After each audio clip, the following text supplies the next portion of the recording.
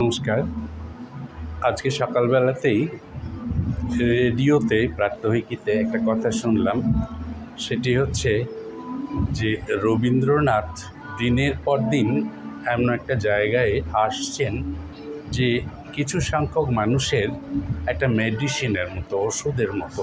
তার রচনা, গান, কবিতা, গল্প, উপন্যাস, গান তো বিশেষ করে অগ্রগণ্য। এগুলো আমাদের যে শুধু চিত্ত বিনোদনের কাজে লাগে তা নয়, আমাদের সমস্ত সত্তার একটা ভীষণ আশু প্রয়োজন, এবং এতেই আমরা সমৃদ্ধ হচ্ছি।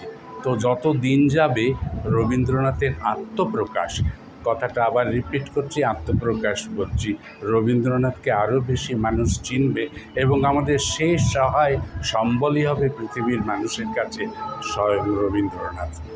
তপনারায়ণ চট্টোপাধ্যায়ের মতো রবীন্দ্র প্রেমী, রবীন্দ্র সুরে বুক হয়ে থাকা একজন মানুষ, যিনি তাকে নিয়ে গান, তাকে নিয়ে অনুষ্ঠান কীভাবে দেখেন?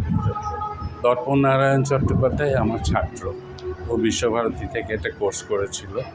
আমি তাকে অনেক দিন ধরে চিনি এবং দর্পনারায়ণ সম্পর্কে সবাই যা বললেন 100% সত্যি। তার ডিসিপ্লিন, তার নিয়মানুবর্তিতা, তার শ্রদ্ধা রবীন্দ্রসঙ্গীতের প্রতি এত যথেষ্ট যে আজকে আমি তারই টানে শান্তিনিকেতন থেকে সেখানে পৌঁছেছি। অতএব ওর সম্বন্ধে আর বিশেষ কিছু বলার নেই।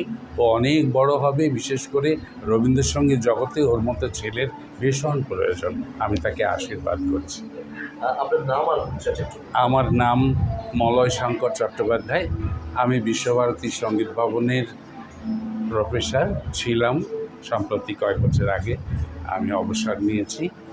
আমি শান্তিনিকেতন থেকে আজকে আসছি। আমি অনেক দিন ধরেই দর্পনারায়ণের সঙ্গে পরিচিত, কিন্তু এই বছর প্রথম আমি ওর অনুষ্ঠানে আমন্ত্রণ পেয়েছি। তার জন্য আমি খুবই সাধুবাদ জানাচ্ছি।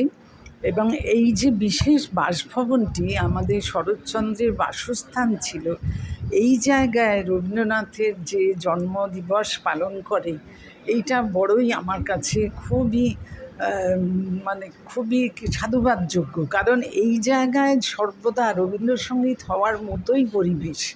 সেই ছোট হলেও কিন্তু জায়গাটির একটি অপরিসীম মূল্য আছে। এখানে আমরা আসতে পেরে নিজেকে ধন্য মনে করছি, এইটুকু আমি বারবার বলবো। তর্পনারায়ণ চট্টোপাধ্যায়, যিনি সারা বছর রবীন্দ্র ভাবনায়, রবীন্দ্র প্রেমে বুঁদ হয়ে থাকেন, তাকে নিয়ে আমি পরীক্ষা নিরীক্ষা বলবো না, একেবারে তার স্টাইলেই তিনি গান প্রেজেন্স করে চলেছেন। কীভাবে দেখেন আজকের এই যেখানে রবীন্দ্রনাথকে নিয়ে অনেক পরীক্ষা নিরীক্ষা হচ্ছে? সেই পরীক্ষা নিরীক্ষা থেকে নিজেকে ঊর্ধ্বে রেখেছে, সেই জন্যে আমি বিশেষ করে সাধুবাদ জানাই। এবং যেভাবে সমবেত সঙ্গীত পরিবেশন করায় মেয়েদের দিয়ে, ছাত্রছাত্রীদের দিয়ে, তা আমি শুনেছি। এবং তার জন্যে আমি সত্যি ওর ইংলিশে বলছি, ক্রেডিট দিতে পারি। কারণ এই সকলকে নিয়ে এক সুরে রবীন্দ্রসঙ্গীতের সমবেত কণ্ঠে গান গাওয়ানো খুব একটা ছোটোখাটো কাজ নয়, পরিশ্রম সাপেক্ষ।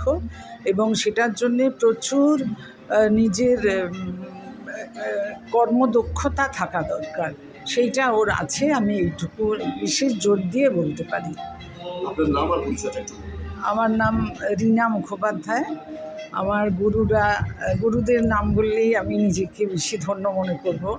শ্রী শৈলজারঞ্জন মজুমদার, শ্রী প্রফুল্ল কুমার দাস, শ্রীমতী মায়া সেন এবং আরও আছেন। কিন্তু শৈলজাদার, প্রফুল্লদার কাছে আমি তাদের আমৃত্যু আমি তাদের কাছে গান শিখে গেছি এবং শেখার তো শেষ নেই, এখনও শিখছি। কিছু বলার নেই, আজকের দিনটা তো থাকে প্রণাম জানানোর দিন। আর যেটা বলবো সেটা একটাই কথা, এর আগেও বারবার বলেছি আমি, রবীন্দ্রনাথকে নিয়ে তো আমাদের বাঁচতে হবে। তাই তার রচনা, তার সৃষ্টিকে বিকৃত করে লাভ নেই। তিনি যা লিখে গেছেন, তিনি যা সৃষ্টি করে গেছেন, সেইটাকেই আমরা রপ্ত করে, চর্চা করে আমরা পরিবেশন করব। এটাই আমরা আজকের দিনে, এটাই আমরা প্রতিশ্রুতিবদ্ধ হব যে আমরা তাকে নিয়ে এতটুকু বিকৃতি করব না। তিনি যা চেয়েছিলেন সেইভাবে চলব আজীবনকাল। তার গান আজকের যুগে দাঁড়িয়েও আরও 100 বছর এগিয়ে আছে। দর্পণবাবু, 164তম জন্ম দিবসে রবীন্দ্রনাথকে নিয়ে আমরা দেখে আসছি বিভিন্ন রকম পরীক্ষা নিরীক্ষা হচ্ছে, কিন্তু আপনি সারা বছর কবিগুরুকে একই রেখে একইভাবে আপনি কিন্তু প্রেজেন্ট করে যাচ্ছেন পুরস্কার মাধ্যমে। এটা কতটা মনে হয় আজকের দিনের কতটা যুক্তিযুক্ত, আপনি কিভাবে দেখেন? আজকের দিনে কতটা যুক্তিযুক্ত সেটা আপনারাই বলবেন। কারণ আপনারা যেমন আমাকে দেখছেন যে আমি কোনো পরীক্ষা নিরীক্ষায় যাচ্ছি না, একই রকমভাবে কাজ করছি, আমার সঙ্গে সঙ্গে প্যারালালি আপনি দেখুন আমাদের বিশ্বভারতীকে, তারা কি করছে? পরীক্ষা নিরীক্ষা কিচ্ছু করছে না, তারা একই রকমভাবে আছে। সঙ্গীত ভবনে যখন মোহরদীপ গান শেখাতেন তখন যা ছিল সঙ্গীত ভবনের ধরন, এখনও তাই আছে। তো রবীন্দ্রভারতী বিশ্ববিদ্যালয় যবে থেকে প্রতিষ্ঠিত হয়েছিল, জোড়াসাঁকোর কবি প্রণাম যেভাবে হয়েছিল তখন, আজকে সকালেও তাই সেভাবেই হয়েছে। পরীক্ষা নিরীক্ষা সব কিছুর জন্য নয়, জানেন তো। ঐতিহ্য একটা শব্দ হয়, যে ঐতিহ্যকে বহন করে নেওয়া আমাদের বাঙালির কাজ, বাঙালির দায়িত্ব।